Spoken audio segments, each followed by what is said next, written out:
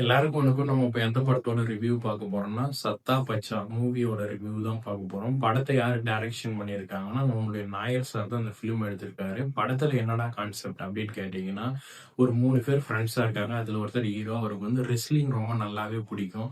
அதுல நல்ல ஒரு சாம்பியன்னே சொல்லலாம். அவங்க 2 பேரும் என்ன பண்றாங்கன்னா, இவர வச்சு பணமாக்கணும்னு சொல்லி நெனைக்கிறாங்க. அவருக்கு வந்து அது பிடிக்கல.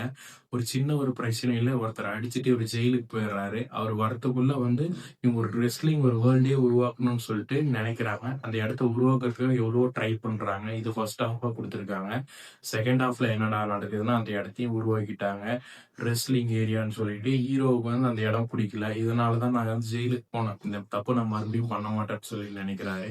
ஆப்போசிட்டா வில்லன் ஒருத்தர் இருப்பாங்க அந்த ஃபிலிம்னாலே. இதுல வந்து அவனே இருக்கான். அவன் மறுபடியும் வந்து இவங்ககிட்ட பிரச்சனை பண்றதுக்காக வரான். ஒரு நல்லதுன்னு ஒண்ணு இருந்து ஒரு இடத்துல கெட்டதுன்னு ஒண்ணு இருக்கதான் செய்யும். இவங்ககிட்ட சும்மா நோண்டிட்டு இருக்கிற வேலைய பண்றதுனால ஹீரோவோட ஃப்ரெண்ட்ஸ் வந்து ஹீரோ கிட்ட போய் சொல்றாங்க. அவரு வேணாம் வேணாம்னு சொல்லி லாஸ்ட்டா அந்த ரெஸ்லிங்குள்ள இறங்குனோனே தன்னையே அறியாம ஃபைட் பண்ண ஆரம்பிச்சுடுறாரு. லாஸ்ட்டா என்ன பண்றாரு? அவர அடிக்கிறாரா இல்லையா? அப்படின்னு சொல்லிட்டு அந்த ஃபிலிம்ல சீன் பை சீன் காமிச்சிருக்காங்க. லவ் அந்த மாரிலாம் எதுவுமே இல்ல. ஹீரோவும் ஹீரோவோட ஃப்ரெண்ட்ஸுக்குமே இந்த ஸ்கிரீன் பிளே ஒர்க் சூப்பரா இருக்குன்னே சொல்லலாம். இது வந்து மலையாளத்துல இருந்து டப்பிங் ஆகி வந்த ஃபிலிம் தான். ஓகே பார்க்கலான்ற மாரி தான் இருக்குது.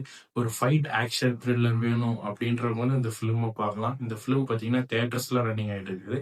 தெளிவா புரிஞ்சுக்கோங்க. முழுக்க முழுக்க மலையாள டப்பிங்ல இருந்து தமிழ்ல வெளிவந்த ஃபிலிம் தான் சத்தா பச்சா. இந்த ஃபிலிம் வந்து சூப்பரா இருக்கு. உங்களுக்கு நான் என்ன சொல்றேன்னு புரியும்னு நெனைக்கிறேன். மறுபடியும் அடுத்த பட ரிவ்யூல பார்க்கலாம்.